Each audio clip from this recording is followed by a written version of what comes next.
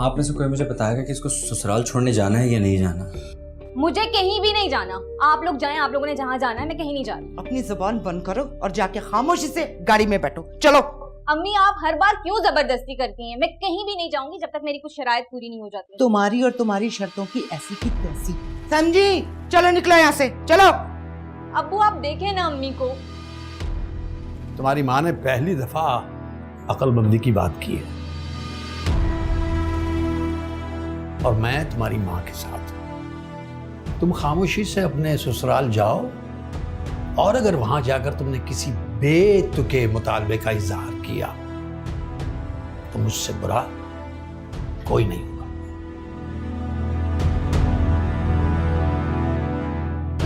चलो चलो जाओ, मैं लेके जाओ इसको। चलो निकलो यहाँ से। वाह है, इस लड़की ने तो दम मचा के रखा हुआ है। शर्तें मनवाएगी, देखती हूँ मैं।